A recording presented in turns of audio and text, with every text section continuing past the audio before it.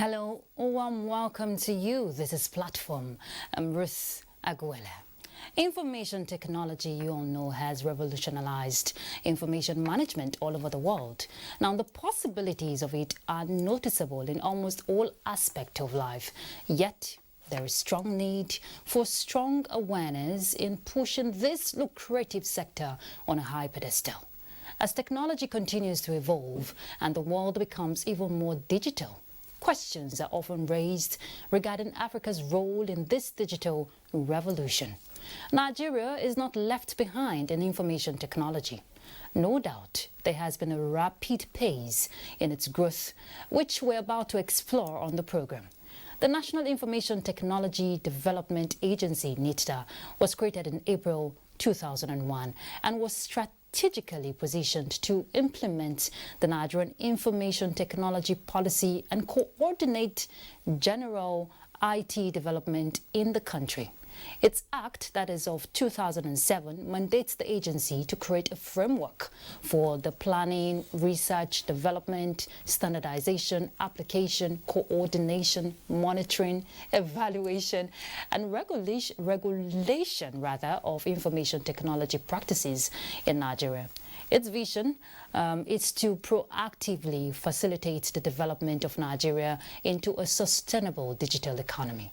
But you ask, what is the level of progress made by the agency towards implementing policies that will foster development and effective IT regulations in the country?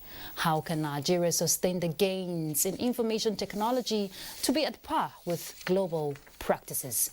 Our focus on Platform is harnessing the gains of information technology in Nigeria, and our guest is the Director General and CEO, National Information Technology Development Agency, NITDA, the person of Kashifu Inuwa. Thank you very much for joining us on Platform. Thank you, Ruth, for having me.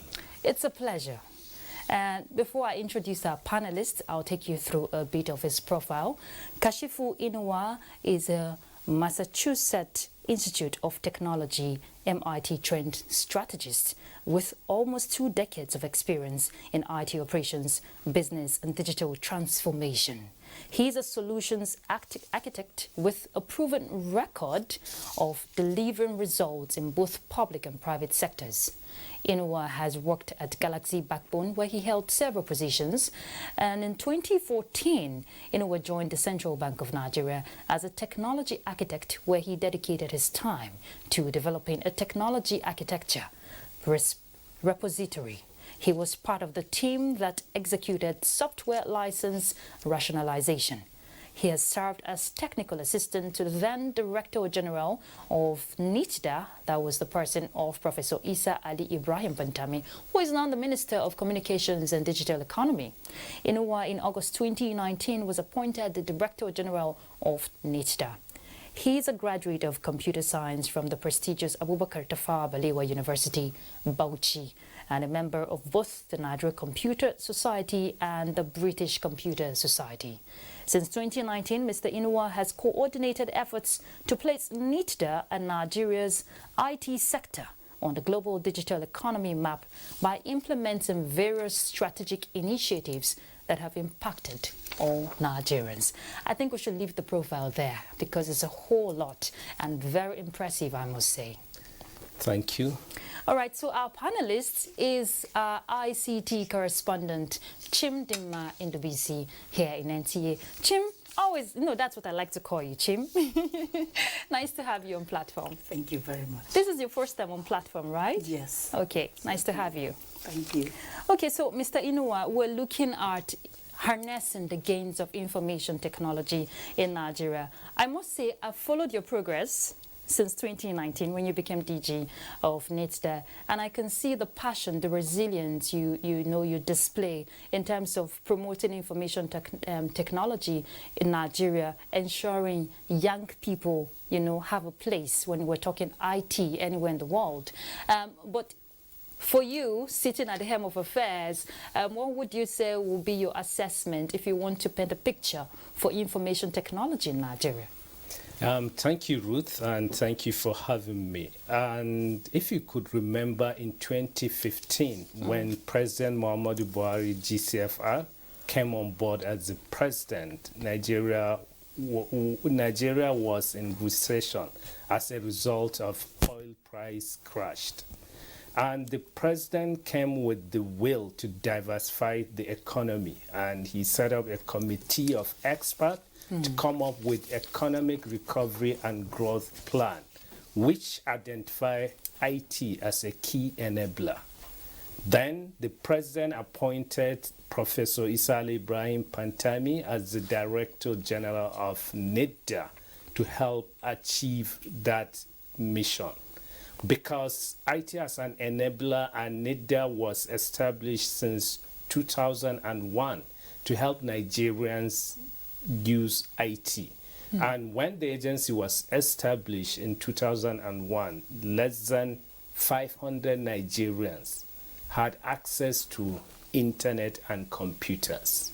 And IT was contributing less than 0.5% to our GDP. So when President came, he appointed Professor Isa Ibrahim Pantami as the Director General, and he set up a team of experts, which I happen to be one of them, to work under him to craft a strategic roadmap for the agency to help transform the Nigerian IT sector. So in 2016, 2017, we came up with the strategic roadmap on how to use IT as a key enabler to diversify the Nigeria's economy. And when you talk about economy, digital economy, or the innovation economy, these are knowledge-based economy. Yes. That means your brain is the greatest resources you have, not the mineral resources underneath us. So to realize that, we need to come up with strategy to harness the potentials we have. And also when you talk about talent, you need to look at the youths. Yes. Because they are the digitally native. So we came up with different initiatives looking at the regulation. How can we create the enabling environment? And also we look at it, regulation is not to stifle innovation, but rather to unlock opportunities that will create jobs and prosperity. And also we look at, to achieve that, you need to develop the talent. And also you need to increase our digital literacy, because our people need to be able to use technology for economic activities. And also we need to make them to have the feeling and the convenience of using the online services, and make the drawback less disturbing. Because some people have the fear that I don't know what's going to happen if I put my bank card details online. Someone can spam me, and so to make that less disturbing, we have to come up with other initiatives that will create more awareness, as well as make the online safer for everyone. We'll definitely touch cybersecurity in the course of the discussion. I know Chim wants to come in now. Chindema. Yes, for some time now, one of your rules of your agency, is to clear information technology projects of government-owned institutions. And by that singular rule, so many sums, huge sums of money have been saved for the federal government. Can you let us in on that? Okay, our mandate give us the power to be the IT clearance house for all IT, federal government IT investment. We do that to achieve, to ensure that there is no duplication, there is reuse of IT component within government agencies. If this MDA has IT or a software, another MDA doesn't need to buy. You can reuse it across. And also to ensure you can easily integrate. Because when you talk about government digital services cut across so many MDAs. So if you are building, we should not build in silos. So in addition to that also, sometimes IT people use jargon to siphon public fund. So that IT clearance helped to identify all those loopholes and block leakages. Between 2019 to date, to be specific, December last year, we cleared 575 unique projects from 267 MDAs, and we saved 45.6 billion from this clearance. So these are amount that if left, maybe they have been misappropriated, or government will do investment, there is no value for money. So, and also it helps in achieving integration across MDAs, because we have the Nigerian government enterprise architecture, the architecture that guide on building government digital services. And we also have interoperability framework that will help integration and data exchange between MDAs. Okay, and if we want to look at innovative solutions, it drives development anywhere in the world, and tapping into Nigeria's resources, you know, it's a whole lot. There's a whole lot of talent to explore. There's a whole lot of knowledge to explore out there when we're talking information technology, data. I'm coming to data. Data is exclusive, especially when you want to talk artificial intelligence. And there was a time you lamented inadequate data management in Nigeria if we're looking at IT for the country. What has changed over time? Okay, as we speak now, we are working on the Nigerian data strategy. We are coming up with a strategy that will help us to harness the data, because data is the fuel of digital economy. Yes. Some people are saying data is the new oil, but I used to say data is more than an oil, because oil finishes, but data doesn't. As you use it, you create more data. Yes. So we are working on that strategy that will help us to identify, like to create like an open data strategy that will help people to have access to data for innovation, and also increase privacy, security of the data, and even looking at the data sovereignty. Because today, every country needs to be digitally independent. Yes. So we should be able to control our critical data and let the data reside in country.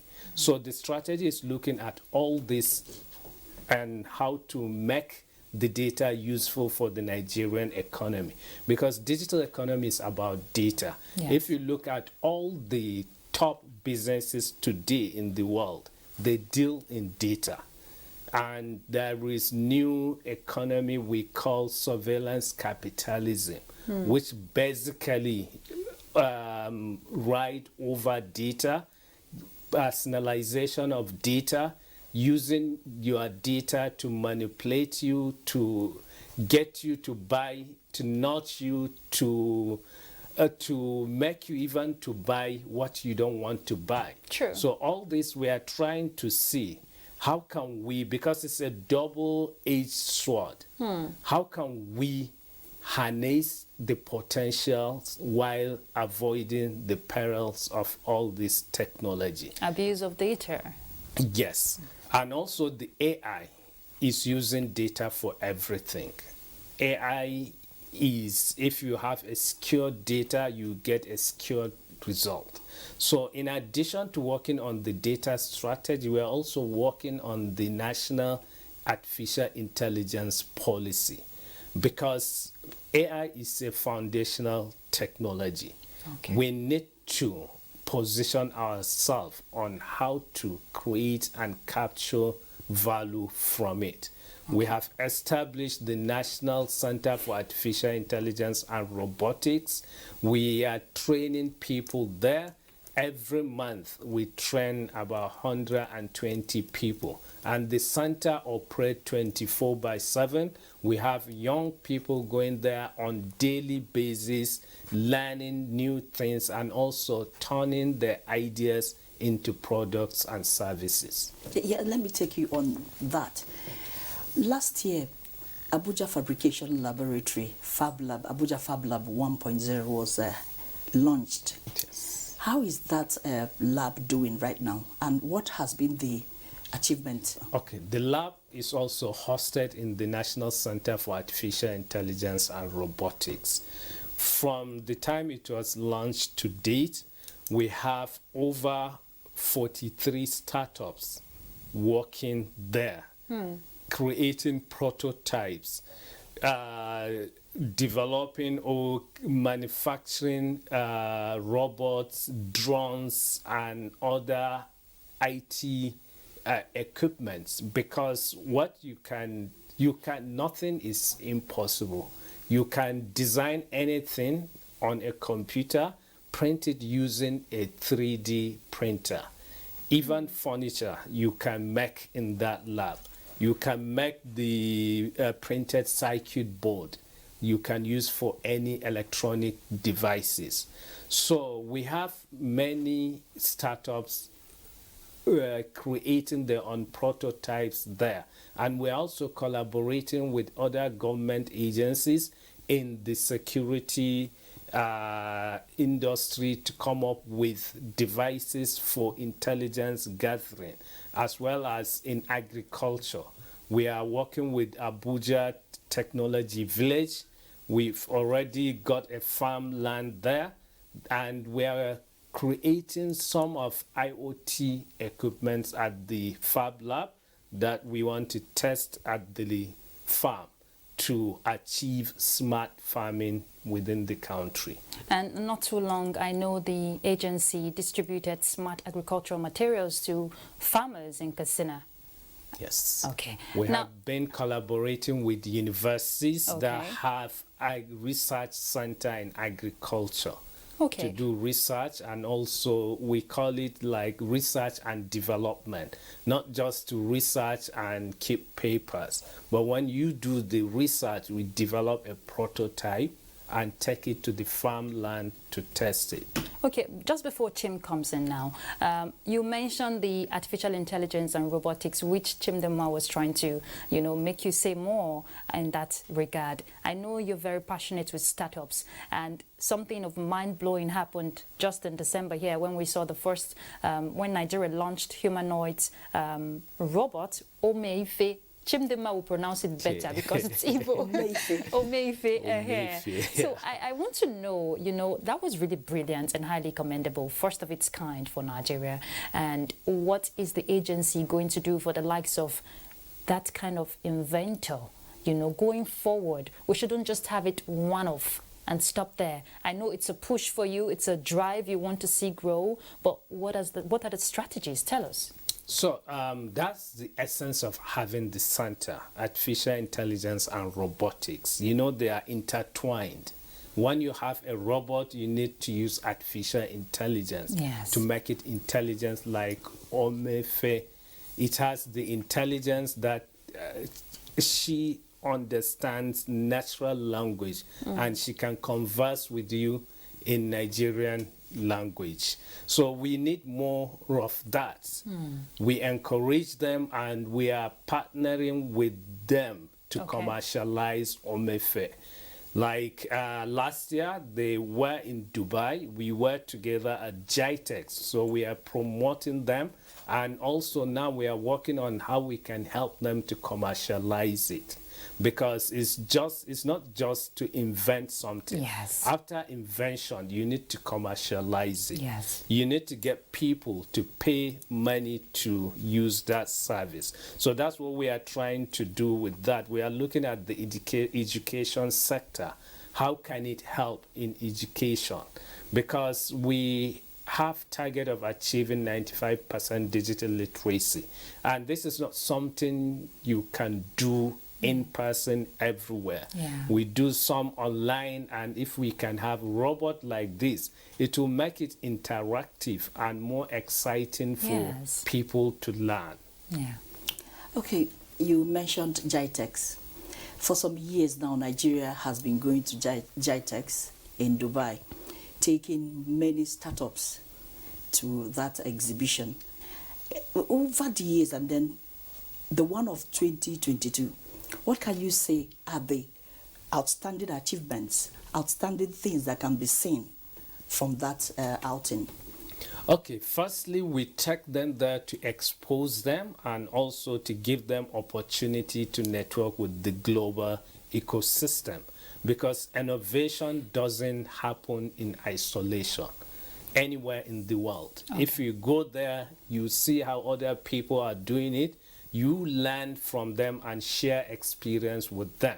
So Nigerian startups also participate in competition, pitch competition. So this last year, we took 16 startups. 8 of them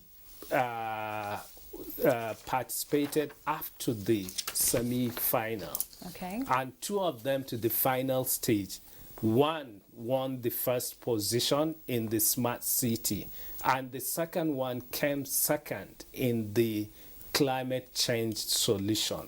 So it was really an exciting to see Nigerian startup participated at the global stage and took the first position.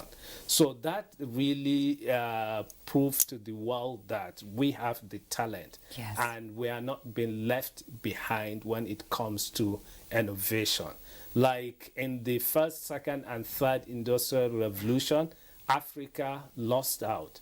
But in the fourth industrial revolution, we don't have any excuse to be left behind, because it is not about resources, it is not about capital investment, it is about talent. And we have the talent in Africa, and we have one of the youngest population in the world.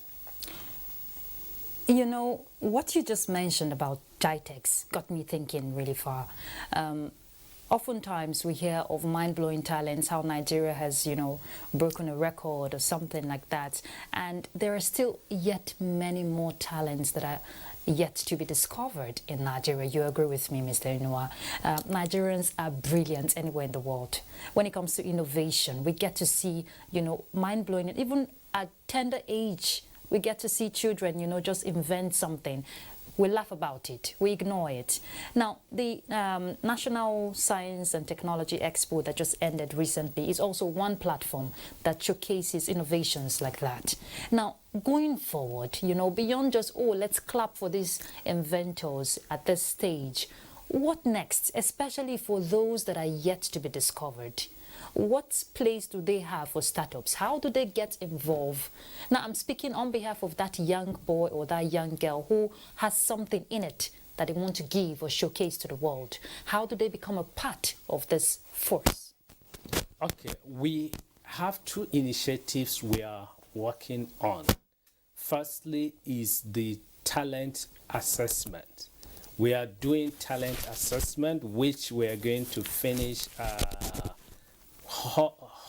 hopefully by first week of March. We'll get the assessment ready. We are working with an indigenous hub, CC hub, and the ecosystem to assess our talent level, the gaps, and also identify initiatives we need to implement. Then secondly, we are working on the national talent strategy. Okay. The reason for that is we need to look at the demand and the supply part of the talent, and also how to get Nigerians key in to the global talent value chain, because talent is the people component of technology. Yes. Anything about innovation, technology is about people, because your company or your organization is as good as its next product. and your next product is as good as the people who make it. So it's talent. So there is that struggle globally looking for talent. As we speak, there is a vacancy of over 4 million jobs today looking for talent and no people to fill that. How can we train Nigerians, help them to identify their own talent, Yes, and plug them into the global value chain? There is this report from PwC. Okay. They call it Exporting Nigerian Brains, Optimal Way to the Economic Development. The report validated what we are doing, because in that report they said if Nigeria can train 2 million young people in programming and get them to connect to the global value chain, working remotely from Nigeria, they said averagely a developer earned between 30,000 US dollars to 150,000 US dollars. And they said, let's say those Nigerians, because they are working remotely, yes, they will earn only 20,000 US dollars per annum. So if you have 20 times 2 million, is about 40 billion US dollars. So they said that alone can solve the Nigerian Forex challenge. Because technology makes it possible. You don't need to migrate. You can work remotely from anywhere in the world. We started in 2020, we came up with the Nigerian outsourcing strategy. Outsourcing is talking about business process outsourcing, having people working from Nigeria remotely for other countries. We have many companies providing that services. Okay. One of them, Outsource Global, they have more than 1,000 people working for them. Under that business process outsourcing, from 2000 to date, we've created about 16,740 jobs. And the market is valued at more than 200 million US dollars. So we are trying to harness that to identify more Nigerians to key into that. India is making over 100 billion US dollars annually on that. And Nigeria, we have more competitive advantage than India. yes. We have a better accent, we have a better geographic location, and we have a younger population. Yeah. And when you are talking about remote working, it's all about this. Mostly, they provide the services to Western countries. Nigeria to Europe mostly is 1-2 hours difference. What of India? Okay. I know, Tim, you want to ask a question. Let's hold that thought as we take this break. When we come back, you pick up with your question. Okay. All right, let's go on a break. Sees that the Buhari-led administration has made remarkable progress. Like Lafia transmission station nearing completion. Africa does not need charity, but partnerships that will promote the adequate investment. With the cooperation of all. Sharing firsthand the experiences of reporters on the field as they bring to you weekly the beauty of Nigeria's diverse culture and the economic potentials therein. The Correspondents, development through the eye of the grassroots, showing every Monday at 1:30 p.m. on the network service of the NTA, with a repeat broadcast on NTA News 24 and NTA International. Join us. Welcome back. Thanks for staying tuned. We're still talking harnessing the gains of information technology in Nigeria, and Mr. Inua was just revealing some mind-blowing data on what we can harness in that aspect. Chimdema, you wanted to come up with a question, so go ahead. In Africa, the number of unicorns in Africa is recorded as 7. Out of those 7, Nigeria has 5 unicorns in Africa. Now, how can Nigeria sustain this number and increase the number? I think through our initiatives like the recent Nigeria Startup Act is going to be a game changer. The president sponsored the bill to the National Assembly, and he signed it into law on the 19th of November 2022. Okay. And also, according to the PwC report, when they analyzed the bill, they also validated that it's going to be a game changer and is going to be the first of its kind in Africa, because everything was co-created. The bill was not done like the government sat in the office, used an armchair theory to come up with law to enforce it on the ecosystem. No, the government went down to the field, worked with the ecosystem to co-create the bill. And also the bill has a Digital Innovation and Entrepreneurship Council, which is going to be chaired by Mr. President. Vice President will be the co-chair, and the Minister of Communications and Digital Economy will chair the council in the absence of the President and the Vice President. We have the Minister of Finance as a member. Okay. We have the Governor of the Central Bank, and we have all other relevant regulators as members, and 4 representatives of the startup ecosystem will be on the board. The President has already approved for the implementation, and NITDA is the secretariat for that bill to implement the bill. And also, the Honorable Minister has got the FEC approval to build the National Digital Economy, National Digital Innovation and Entrepreneurship Center, which will serve as the secretariat for the administration of the bill. The center has reached an advanced stage, and we are hoping it will be commissioned by the President very soon. The Minister has directed NITDA to complete the project by March, and President will commission it. And we are hoping the council also will be inaugurated around that time. But out of curiosity, if you're saying the bill is different from the usual policies we get to see, the implementation is going to be strategically different, what will be different actually? Now the President has approved for the implementation. The Secretariat has started working. Part of the bill, before the council is inaugurated, we need to have 4 representatives from the ecosystem, which we call them consultative forum, members of the consultative forum.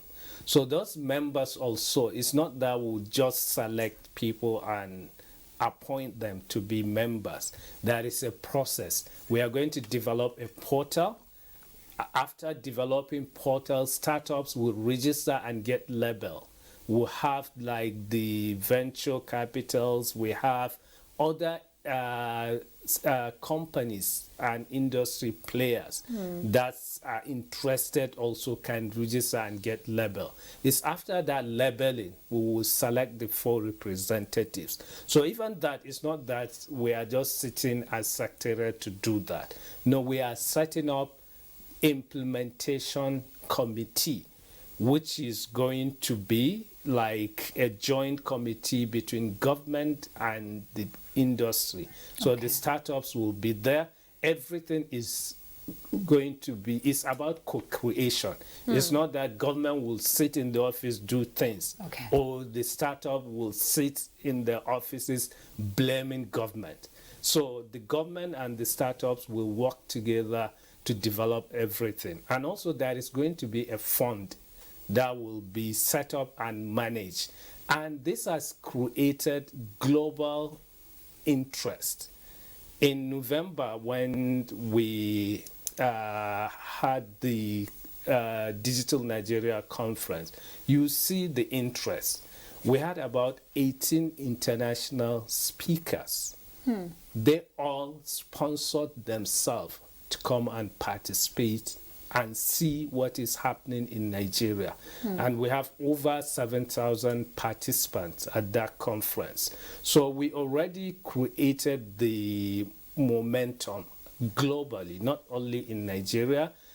Countries are looking forward to see how Nigeria is going to implement that, and also how they can key in to benefit. So this will help us to create more unicorn companies in the country. So it's a win-win.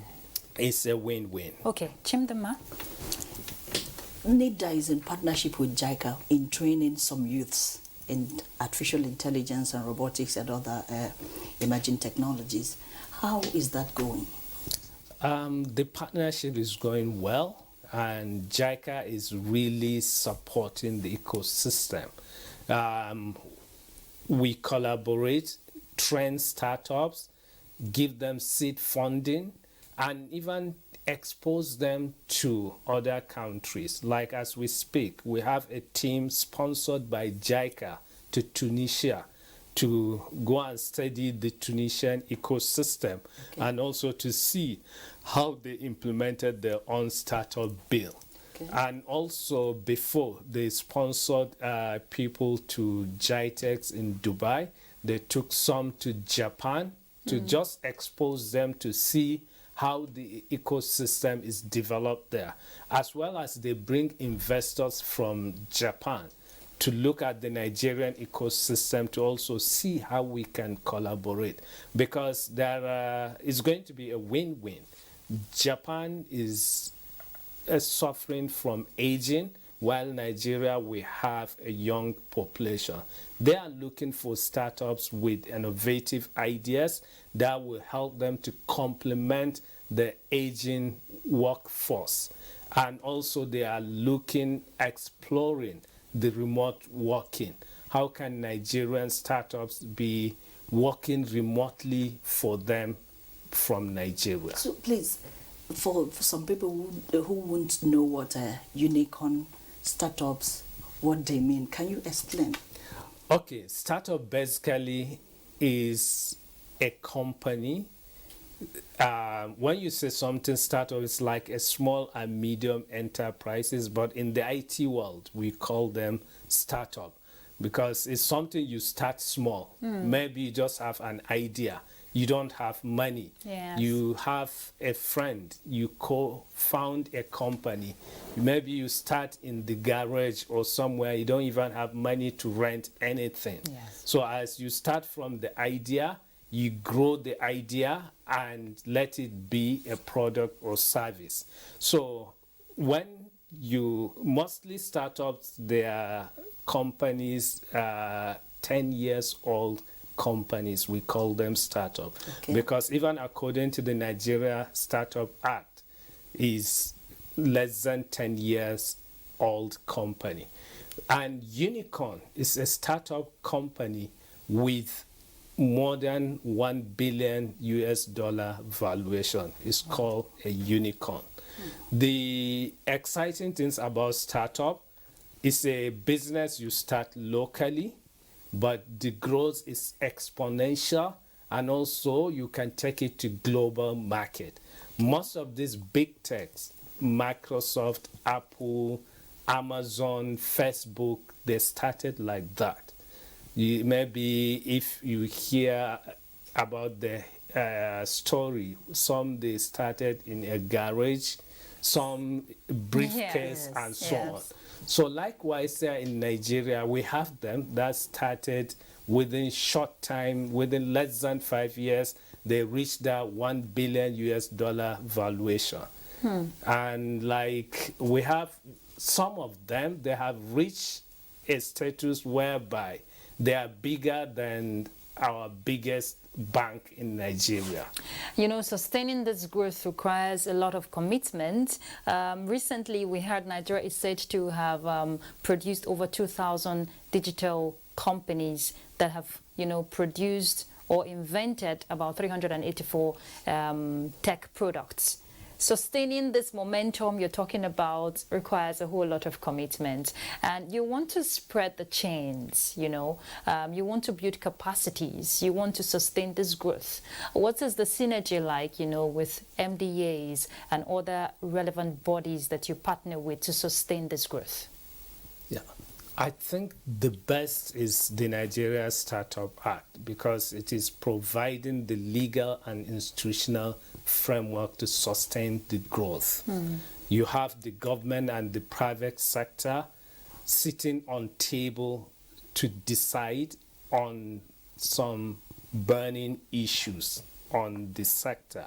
And also you have all relevant institutions there. So that what will create the synergy, the legal and institutional framework. Okay, let me take you up on this. Some time ago, that was last year, NITDA, in conjunction with some regulatory bodies, came up with these operational guidelines for online platforms. Some saw it as gagging the social media. Can you explain what these guidelines are and what they intend to achieve? Yeah, I think the challenge is the way we think about technology was all wrong before.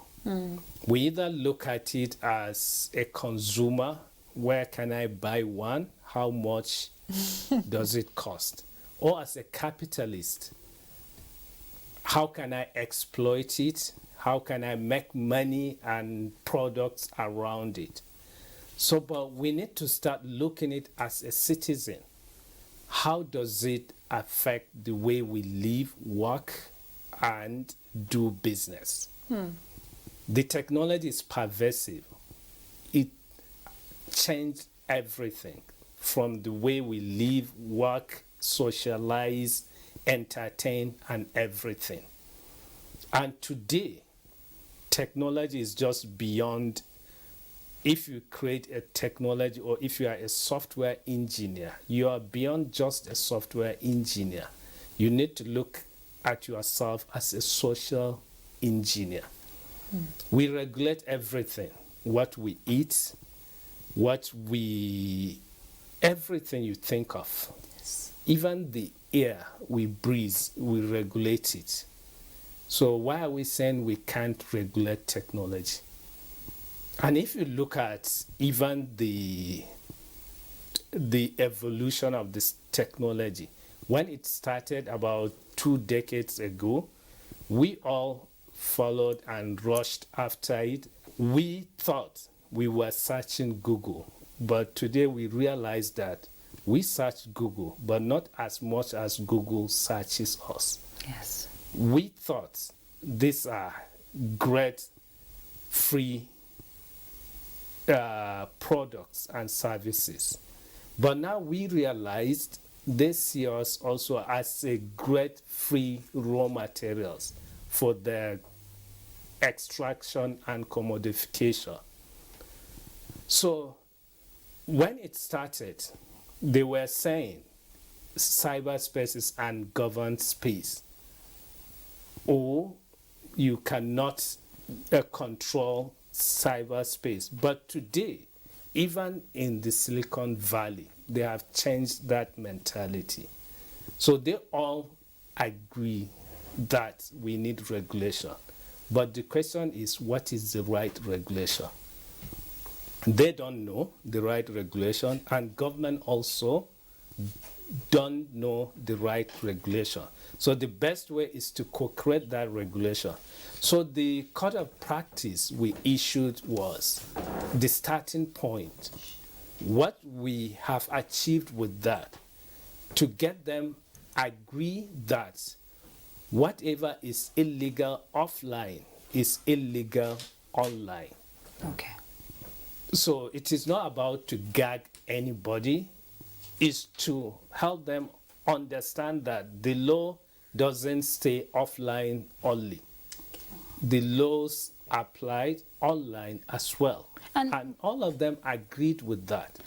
Now, very quickly, just to interject to what you're saying, yes, what you've said clearly explains why it should and should not be, but there will still be questions. It still falls back to your purview. The agency is the clearinghouse when it comes to regulation and all of that. So what have you resolved to, so to say?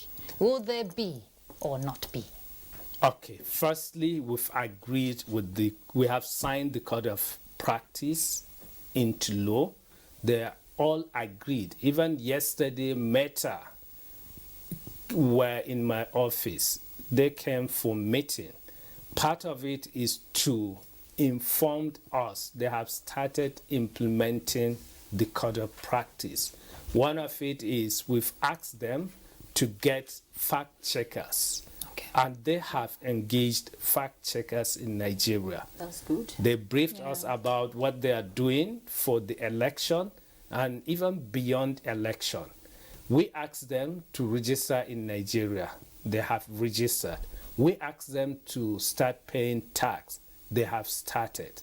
Good. And we asked them to be liaising with governments, and they are doing that. Some countries even have ambassadors to big techs. Okay.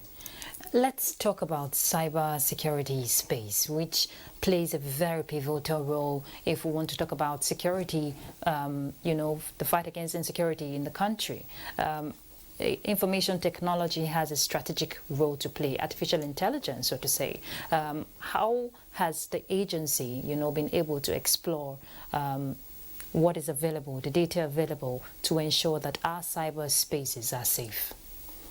Okay. According to the Nigerian Cyber Crime Act, NITDA has a role to play, which is to protect MDAs and Nigerians.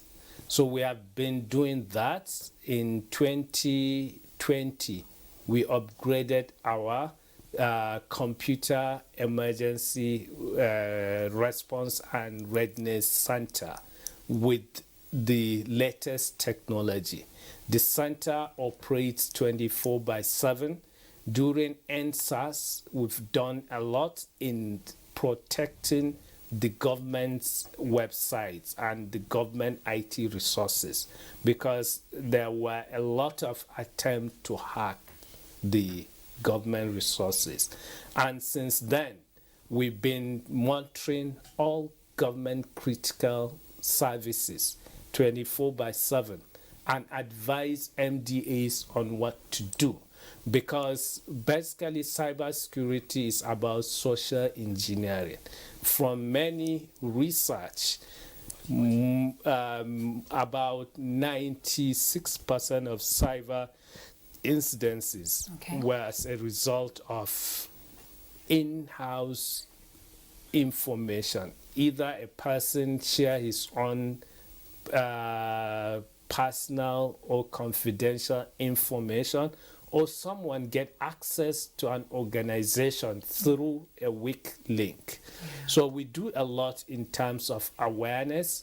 We have a segment in our program, NITDA Impact. On weekly basis, we issue some advice, some guidelines on what to know, the do and the don't online.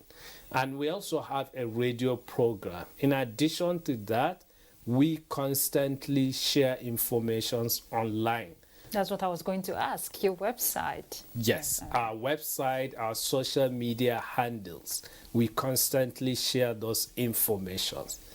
And people contact us when they have issues. We help them resolve those issues. In your last few words now, in summary rather, what is the vision for information technology to drive digital ecosystem in Nigeria? The vision is information technology is the future. And we have been working, planning to reach that vision.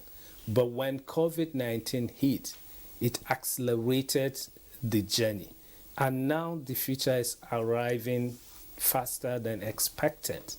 So we are putting all what we have in place to ensure that we harness the potentials while avoiding the perils in terms of implementing the Nigeria Startup Act, reenacting our bill, and working on so many policies and strategies, because we have realized our strength as a nation, and we are trying to position ourselves so that we can leapfrog to become a developed country. Thank you so much for your time, Mr. Kashifu Inuwa. Thank you for, enlightening Nigerians and enlightening me and Chidinma on so much potential that we have in Nigeria yet to be explored. Thank you so much. Thank you for having me. All right, Chimdinma in the BC, thank you for your contributions on platform, our ICT correspondent. Thank you. Thank you so much, Ruby. All right, so we've been discussing harnessing the gains of information technology in Nigeria. There's a whole lot yet untapped, but the ball, lies in our court. What can we do and what can we harness if we want growth and prosperity in Nigeria? It's up to you and I. I'm Ruth Aguele. Bye.